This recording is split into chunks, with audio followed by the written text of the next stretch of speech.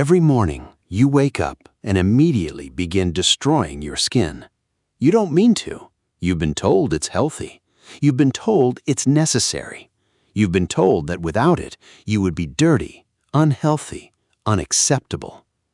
But for over 2 million years, every human who ever walked this earth cleaned themselves without a single drop of soap. No shampoo, no body wash, no face cleanser, no moisturizer, no toner, no serum. And here is what the archaeology tells us. Their skin was stronger. Their microbiome was richer. Their bodies were better protected against infection, inflammation, and disease than most modern humans will ever be. Today, the global skincare industry is worth over $180 billion, and it was built on one simple idea: that your body cannot clean itself. That idea is almost entirely wrong. This is human theory, and today we find out what soap is really doing to your skin. Before we talk about soap, we need to understand what skin actually is. Because most people think of skin as a simple barrier, a covering, a wrapper.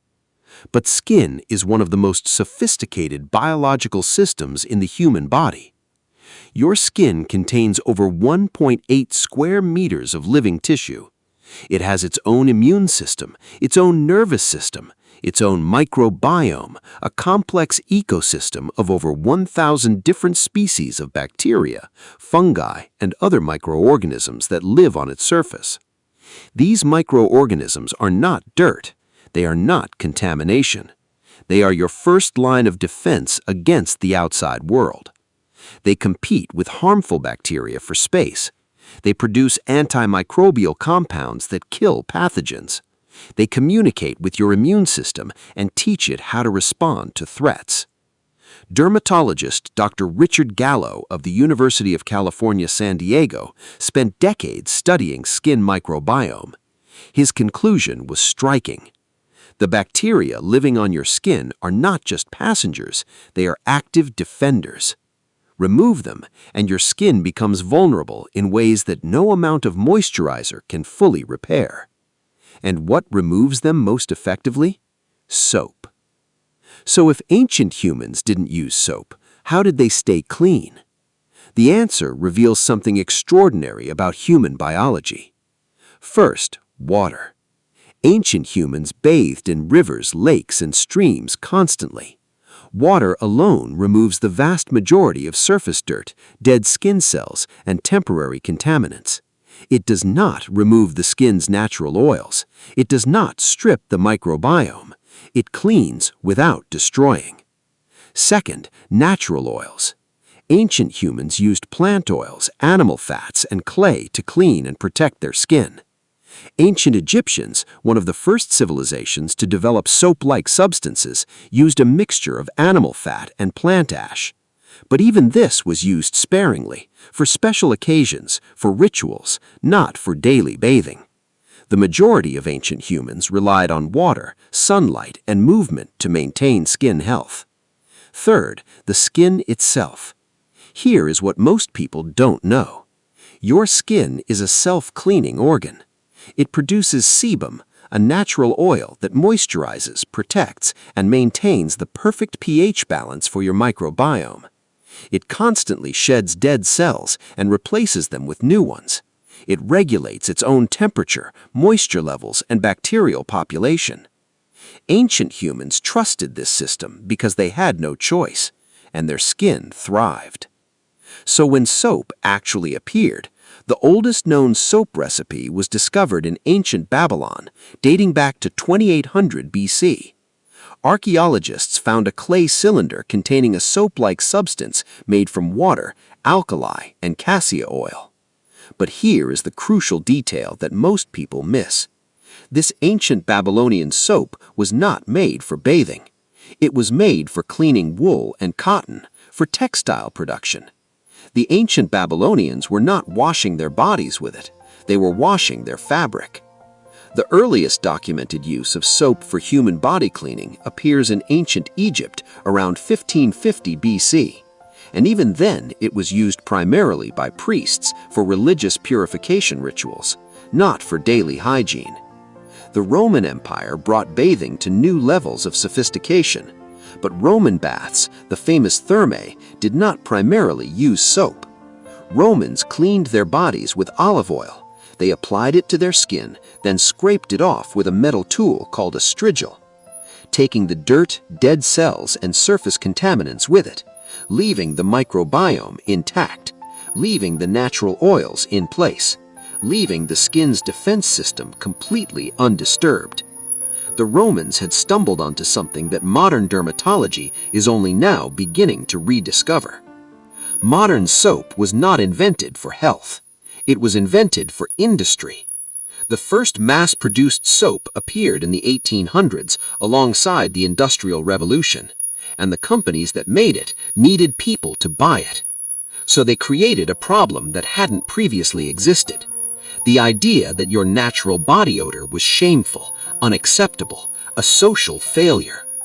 Before commercial soap advertising, daily bathing was not the norm in most cultures.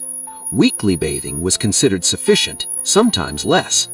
But by the early 1900s, soap companies had convinced the Western world that daily soap use was not just hygienic, but morally necessary. It was one of the most successful marketing campaigns in human history, and it fundamentally changed how humans interact with their own skin. So what does soap actually do? First, it destroys your acid mantle.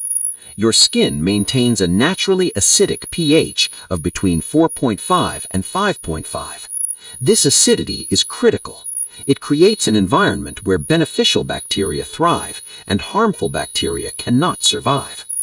Most soaps have a pH of 9 to 10, highly alkaline. Every time you wash with soap, your skin's pH is disrupted. Your acid mantle is temporarily destroyed. It takes your skin between 1 and 3 hours to restore its natural pH after washing. During that time, your skin's defenses are significantly weakened. Second, it strips your sebum. That natural oil your skin produces, soap removes it completely. And your skin's response? It produces more sebum to compensate, which is why people who wash their face multiple times a day often have oilier skin, not drier skin. Your body is desperately trying to replace what you keep removing. Third, it decimates your microbiome. Each time you wash with antibacterial soap, you don't just remove harmful bacteria, you remove everything. The beneficial bacteria that protect you, the microbial ecosystem that took years to build, gone in 30 seconds. Studies published in the journal Proceedings of the National Academy of Sciences found that it takes the skin microbiome up to 24 hours to partially recover after a single soap wash. For people who shower with soap twice daily, their skin microbiome never fully recovers. It exists in a permanent state of disruption and recovery, weakened, vulnerable, dependent. But here is where the story gets deeply psychological. Because the soap industry didn't just sell us a product, it sold us a belief system. A belief that our natural bodies are inherently dirty, inherently shameful, inherently in need of correction. Psychologists call this the contamination heuristic, the deeply human tendency to associate cleanliness with morality and dirtiness with failure. Ancient humans had no such association. They smelled like humans, like the earth, like fire, like animals. And within their tribal context, these smells carried information. Your natural body odor communicates your genetic compatibility to potential partners. Research from the University of Bern found that people are instinctively attracted to the natural body odor of individuals whose immune system genes are most different from their own, nature's way of maximizing the immune diversity of offspring. Soap masks this signal completely. You are literally washing away biological information that your body spent millions of years learning to produce and replacing it with synthetic lavender. Ancient humans trusted their bodies. Modern humans have been taught to be afraid of them. In recent years, a quiet revolution has been happening in bathrooms around the world. People are going soap-free, and what they are reporting is surprising even dermatologists. James Hamlin, a doctor and journalist, stopped using soap and shampoo completely for several years and documented the experience. The first 2 weeks were difficult. His skin overproduced oil as it tried to compensate for the sudden absence of soap. But by week 3, something shifted. His skin normalized. His sebum production balanced. His natural microbiome began to recover. By month 2, his skin was clearer than it had been in years.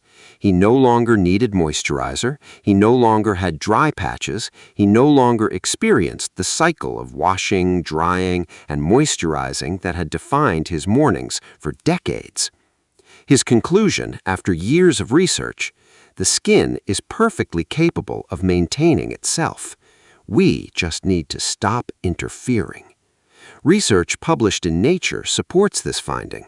Studies of isolated communities with minimal soap use consistently show lower rates of eczema, psoriasis, allergies, and inflammatory skin conditions than heavily soap-using populations. The ancient skin was not dirtier. It was simply allowed to be itself. Now, before you throw your soap away, let's be practical and honest. Soap has genuine uses: hand washing before eating, after using the bathroom, after handling chemicals or raw meat. In these contexts, soap is genuinely protective. But daily full-body soap use, daily face washing with harsh cleansers, multiple showers with soap every day? The science suggests these habits are harming more than helping. What ancient wisdom teaches us: Rule 1. Water is enough for most cleaning. A daily rinse with warm water removes surface dirt and sweat without destroying your microbiome. Rule 2. Use soap where it matters: hands, armpits, groin, not your entire body every single day. Rule 3. Give your skin time. After reducing soap use, expect 2 to 3 weeks of adjustment. Your skin will recalibrate. Trust the process. Rule 4. Stop moisturizing so much. If you stop stripping your skin's natural oils, you won't need to replace them artificially. Your skin will moisturize itself. Rule 5. Get outside. Sunlight, fresh air, and natural environments expose your skin to diverse microorganisms that strengthen your microbiome.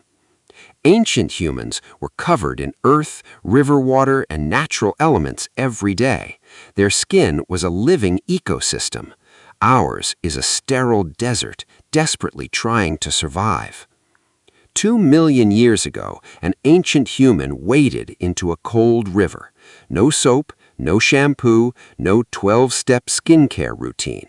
Just water, sunlight, earth, and skin that was alive in ways that modern dermatology is only now beginning to understand.